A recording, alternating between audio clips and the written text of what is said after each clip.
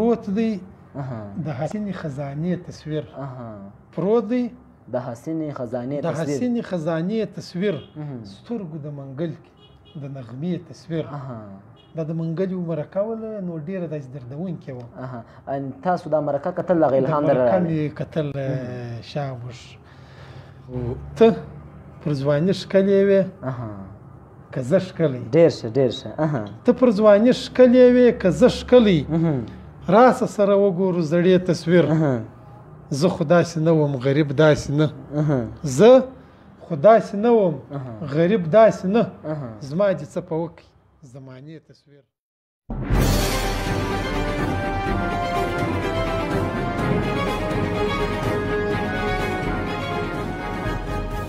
سلامونه درنو لیدونکو زه سمیع الله غفران یم او تاسو ځانګړې ادبي مرکه ګورئ په دغه مرکه کې موږ د ادب د اسمان ځلانده ستوري در پیژنو په لړ کې نن یو ځل بیا چمن ته سر ورښکاره کوو په د چمن یو ځوان شاعر او تکړه لیکوال ښاغلی محمد عیسی غریب صاحب در پیژنو غریب صاحب ته دا مهاله پورې دوې شعري ټولګې چاپ شوي دي او د دې ترڅنګ درې نثري کتابونه یا تخلیقي کتابونه هم لیکلي دي او نوموړي د یو شاعر کتاب هم په خپل شخصي لګښت باندې ورچاپ کړی دي نورې خبرې او خواله به د ښاغلي غریب صاحب سره کوو غریب صاحب ستړي مه سئ خدای مو راوله جوړ په خیر ژوندی اوسئ جوړ اوسئ مننه کوم غفران صاحب چې موږ ته د خپل قیمتي وخت راکړي او موږ ته مې په درانه نظر وکتل الله دې تا ته په دغه نظر وګوري رښتیا هم زموږ په سیمه کې چې کوم کار تا وشو کړی دي دې ته زه نوښت وایم او دا اعزاز تا ته در کوم چې د لومړي ځل دپاره تا دغه ګام کښېښودی نو الله پاک دې نور هم پر ځواني پر ژوند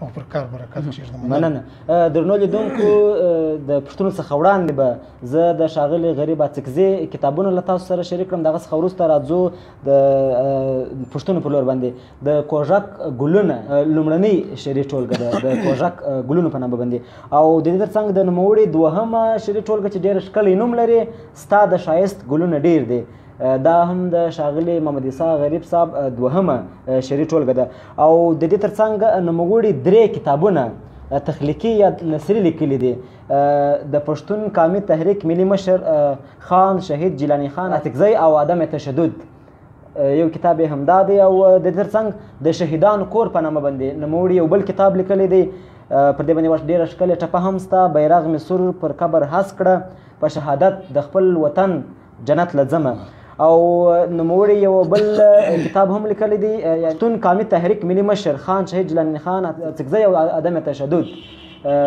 نثري کتاب دی یعنی دا د هغه بل کتاب دوهمه برخه ده اڅکزی صاحب درې تخلیقي کتابونه لیکل او دوې شعري ټولګې لیکل او د دې ترڅنګ د یو بل شاعر سره کتاب په چاپ کې مرسته کوله او تاسو اوس ځوان هم یاست عمر هم ډېر نه در باندې تېر شوی په دغه لږ موده کې مو دا دومره کار څنګه وکړ والله بس غفران صاحب هغه د قام او د وطن او د ژبې مینه وله او بل نو بس غوښت مې دا چې زه کار وکړم ځکه چې سړی په کوم فیلډ کې او په هغه کې اخلاص نه وکړي کار نه وکړي نو دا وطن دا ټولنه د تاریخ دی نه ماپوي زه نور هم مزید غواړم چې ډېر ښه کار وکړم خو حالات داسې دي چې ګای ګای ته څه کول غواړي الله تا ته اجازه نه درکوي چې تا مخ ته پرېږدي نو رښتیا هم په ډېره لنډه موده کې ما دا کار کړی دی که زه تا ته ووایم چې زه ډېر په اوستریو کې ادبي بهیر ته یا د چمن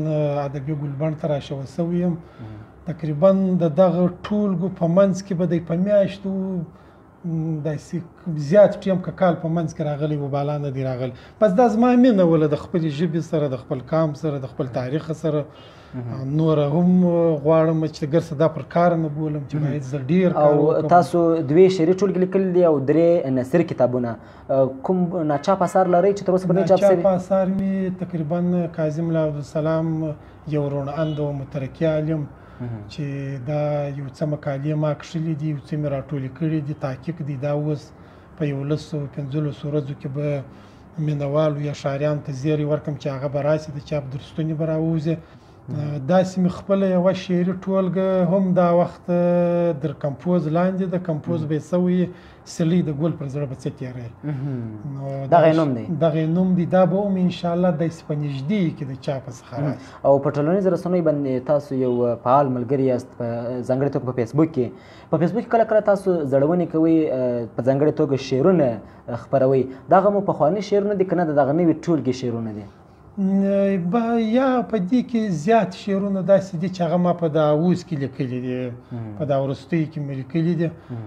د زړو شعرو تقریبا ما که د دا کتابو کې چاپ سوي دي که راسره ستا هم یو دوه غزلونه که مې نشر کړي، بس دا د حالاتو سره ستا هم چې. او دغه شعرونه به په کتاب کې راځي، په دغه نوي کتاب کې یو څه سته چې هغه ما نه دي نشر کړي، یو څه به دا پکښې وي خامخا. اڅکزی صاحب، لومړی مو په شاعري باندې کله بسم الله کړه؟ کله مو دغه ادبي ډګر ته راودنګله؟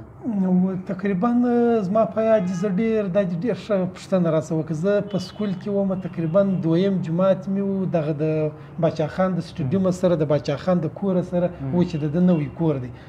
د سټډیوم سره په کونج کې داسې کوچنی سکول دی، نافیس صاحب زموږ استاد و. زه په دویم جماعت کې وم، ډېر کچان وم. هغه وخت ما پټ شعرونه لیکل. بیا یو وخت موږ دلته په د سرې جامع په ګلۍ کې عمامې چاچا یې کوي، د دغه چاچا عمام له موږ راسو دا بېشتان کشني کوو، دا لکتوب د ځوانۍ شپې دي، زما بېشتان را خراب. بیا چې زه ولاړ سم دغه شعر ولیکم، زلفې دې خرابې کې زما ولې، خدای دې عمام ختم که چاچا ولې. تا ویل تا ور دلته کېږي هیر کټینګ، تا ور دلته کېږي هیر کټینګ، جوړ دې کړي له ما څخه څه بلا ولې، خدای دې عمام ختم که چاچا ولې. د بانډاري یو طرز و. له همدغه حمام څخه ستاسو د شاعري پیل بس د دې څه مخکې هم وکړه، هغه طبع مې لرله. مثال شعر مې لیکلی سو، دا مې نه په یاد کېږي چې ما شروع په وکړه. بس د ډېر ماشومتوبه سره زه به د ځان سره روان وم، زمزمه به مې کوله، یا به مې هغه یو شی دی ووایي، ردیف کاپیه به یې سره برابر شو. نو د ډېره خوا د ماشومتوبه څخه مې د شعر لیکلو طبع لرله. او تاسو کتابونه ډېر لیکلي دي، د لیدونکو سره به حتما پوښتنه پیدا کېږي چې تاسو زده کړې تر کومه کچه پورې کړي دي؟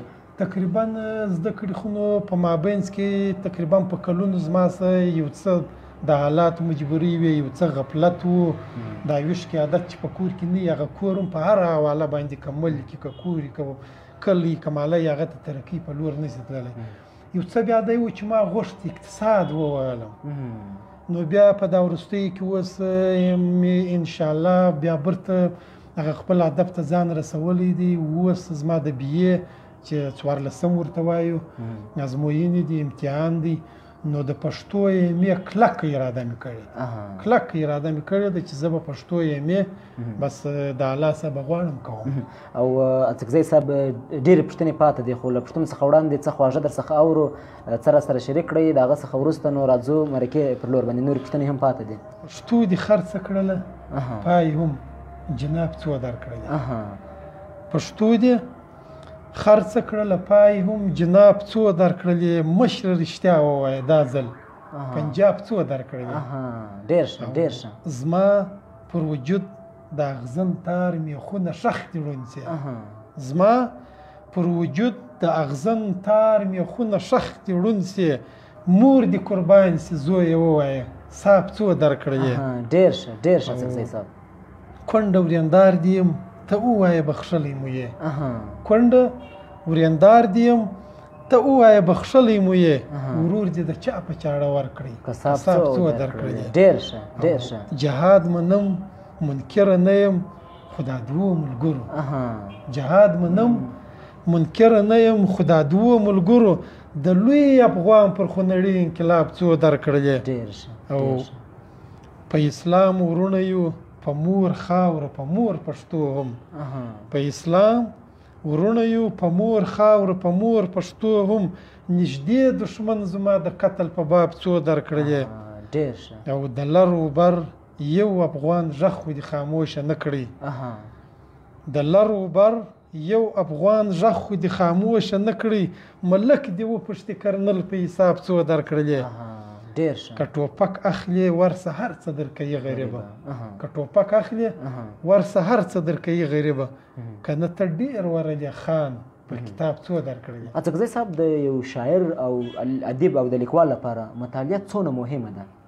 ډېره ښه پوښتنه ده. ته غفران صاحب ته باور وکړه د لیکوال او شاعر دپاره باید د لیکوال او شاعر د ډېرې پراخې مطالعې خاوند پوهه تر ډېره حده پورې په درس پورې اړه نه لري په مطالعه پورې اړه لري یوازې پوهه په درس پورې نه ده یعنې دا وایي چې ما او تا ګایېږو که ما او تا مطالعه نه ولرو در یو حده معلومات نه ولرو ما او تا دا مرکه نشو سره کولی او د نظر او د فکر پراخوالی مطالعه ده که څوک ډېره مطالعه ولري نو د ده په مسایلو ډېر اګاه وي د ده سره به معلومات ډېر وي او یوه خبره دا پکې اضافه کوم چې الفت صاحب یو ځای وایي چې د لوی او سترو لیکوالانو اثار مطالعه کول دا د انشا د زده کړې لپاره ګټور دی اوس که سوال دا پیدا سي چې انشا دا خو نو ډېر اوږد بحث دی دا خو د ډېرو غټو استادانو کار دی خو زه به دی لنډ ووایم د انشا په لغت کې منځته راوړلو ایجادولو ته او په ادبي اصطلاح فکر نوی خیال په کلمو کې څرګندول نو مطالعه ډېره ضروري ده لازمي یې ګڼم او په شعر کې تر ټولو مهم څیز څه دی چې باید شاعر ډېر پاملرنه ورته وکړي نوښت عاطفه تخیل نوښت ډېر اړین ګڼم په شعر کې په ادب کې د ادب په دنیا کې نوښت لویه کامیابي ده مطلب تاسو وایاست چې هر شاعر باید په شعر کې نوښت وکړي چې ته خپل فکر او خپل نظر و خلکو ته په یو داسې طرز او رنګ څرګند کړي چې هغوی ته نوی ښکاره شي لکه څنګه اوس پخوا هنداره خلکو د ویرې او د حیرانتیا په معنا راوړل اوس په جدید دور کې هنداره خلک د صدق او د رښتیا په معنا راوړي یا لکه خوشحال خان خټک وایي زه خوشحال کمزوری نه یم چې به ډار کړم په ښکاره نارې وم چې خوله یې راکړه پخوا خلکو د دې څه غیر حقیقي او مجازي معنا اخیستل مګر جدید تحقیق دا وایي چې خوشحال خان خټک وایي چې ما ته خدای پاک خوله راکړه نو زه له ډاره هېڅ چا څه نه کوم په ډاګه به رښتیا وایم او بل نوښت راځم نوښت په تخیل پورې زه تړلی زما نظر دی په تخیل پورې تړلی بولم ځکه تخیل خواږه ترکیبات زیږوي او د دغه خوږو ترکیباتو څخه نوښت رامنځته کېږي الفت صاحب هم یو ځای وایي چې د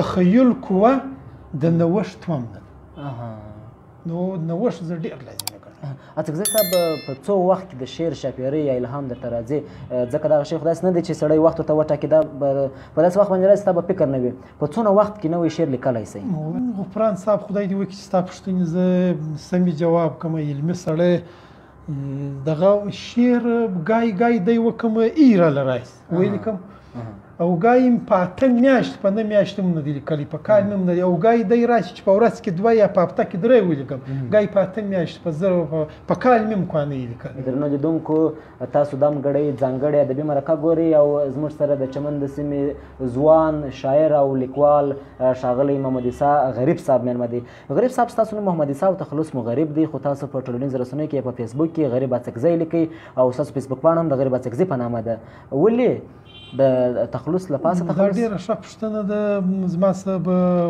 تکراري شوي دغه یو خو د غریب ګرځه د دا کلمې نوم او بل د اڅکزي نو اڅکزی ما په دې معنا نه دی راوړی چې زه اڅکزیتوب کوم ځکه موږ ټول لر و بر افغان سره یو یو دا وړې قبیلې سپېژندګلوي ده دا داسې و چې تقریبا د یوه 13-12 کاله د مخ نو ما په دا کندهار ریډیو دلته دا نوې FM ریډیو راوتلي وې زموږ هم نوې مینه وله نو یو څه تعلقات هم پر دغه ریډیو سره جوړ شوی و نو مې یو د پلاتې لیکلې چې خدای دې وکړي اوس د دې سره ثبت نه وي په هغه شپو کې خو د رحمان بابا پر شاعري نه ورکول انسان دی چې څونه پوه کېږي هغونه ځان ورته کوچنی کېږي نو ستا در مرکې پورې راځم هغه جواب ووایم دا مې د ژوند دویمه مرکه د یوه بریالي سمدي دا یو ریډیو په پکتیا که دا پکتیکا کې د ښکړې وله نو بیا دوی ما ته ټلیفون وکړي په ټلیفون یې څه خبرې په ما وکړي زه چې اوس د ځان سره فکر وکړم یا خدایه زه ورکه یې کړې نیسو نابود یې کړې دا ما څه ویل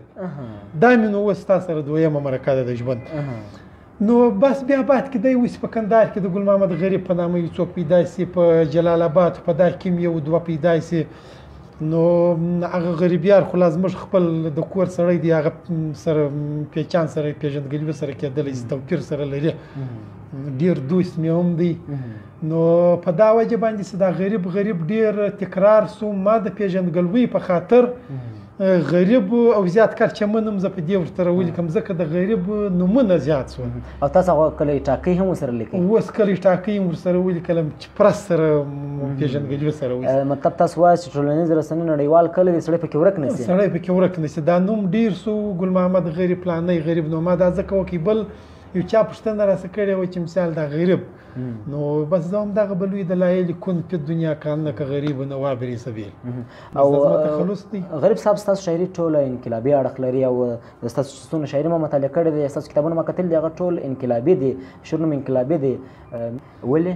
بیا د سیاست سره او د انقلابي شاعري او د انقلابیانو د پښتنو اتلانو سره دونه مینه لرم چې در حد زیاته مینه د افغانیت سره. ځکه هغه زما شعر زیاتره انقلابي او حماسي وي چې زه کام نه کم یاد دغه لکه سپږه په زلف کې ورکېدل هم معنا نه لري. شاعر باید در زلف هم راووځي، در دربار هم راووځي، معیاري و نري شیان ولیکي. نو ګرد عمر په زلف کې پاتې کېدل هم د شاعرانو د خوا د لاسې نه غواړم. او د شاعرانو سره مو اړیکې تر کومه ځایه پورې دي؟ یوازې تر چمنه پر محدود دي که نه له لارو بار شاعرانو سره اړیکې شته؟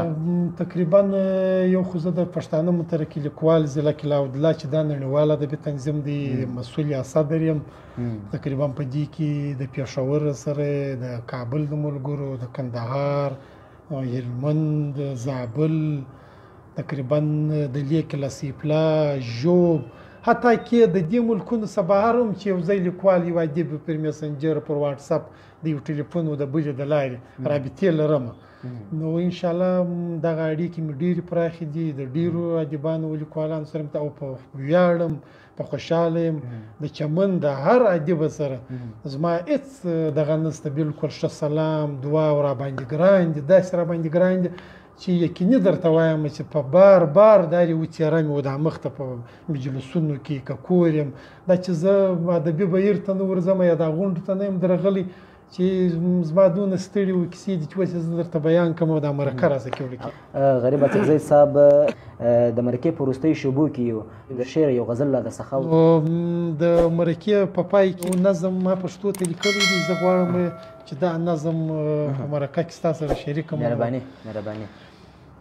دا نظم سرلیک داسې دی: خپله ژبه لکه مور راباندې ګران، د لرغونې دنیا څلی ستر کړکېښ دی، د پښتون ملي وحدت پکې پنهان دی. پښتو وایم، پښتو لیکم، پښتو پالم، دا مې ټینګه اراده عزم پیمان دی. نړیوال کلی یې لولي خوږ زبانه، خپله ژبه لکه مور راباندې ګرانه. او د تاریخ اوږده لړۍ پکې رانغښتې، د ملت ستر افتخار پکې څرګند دی. په نړۍ یې پېژندلی زه افغان یم، د بابا نیکه کردار پکې څرګند دی. لر و بر سره تړي پښتونستانه، خپله ژبه لکه مور راباندې ګرانه. زما د مینې د الفت لویه چې نه ده، هنري ده، پیمانه ده له معیاره. زه یې بولم زما نظر د هر افغان دی. پښتو ژبه د همه ژبو سرداره، که یې څوک تاییدوي که نه جهانه، خپله ژبه لکه مور راباندې ګرانه.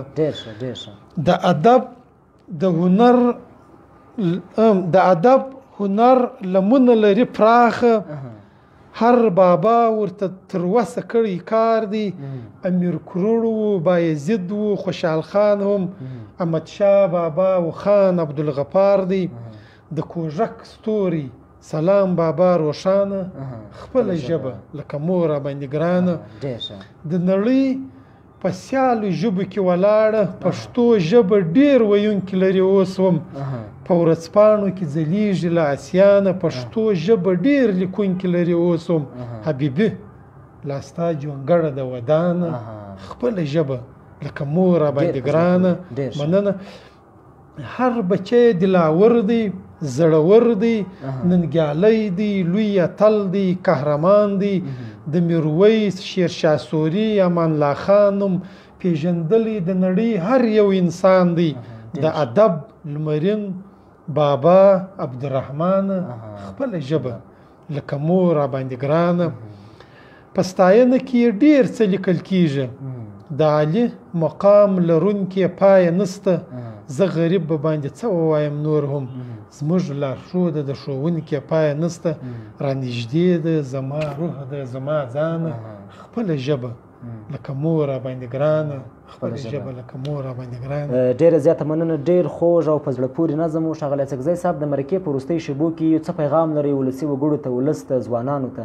پیغام مو څه دی؟ والله دا یو پیغام د په پای کې ادبي کول ته هم لرم چې دوی پر یوه دریځ سره او دوی د قام دپاره د وطن دپاره داسې کار وکړي چې قام ته یو نظر ورکړي. ځکه شاعر دی چې د قام په هره سخته ورځ کې دا ګرس امکان نه لري. فارسي لیکوالان وایي چې په یو انقلاب یا بدلون کې د شاعر، ویناوال یا لیکوال هغه د مخ په صف کې نه وي ولاړ، هغه د کرښې په خطرناکه په لومړۍ کرښه کې نه وي ولاړ.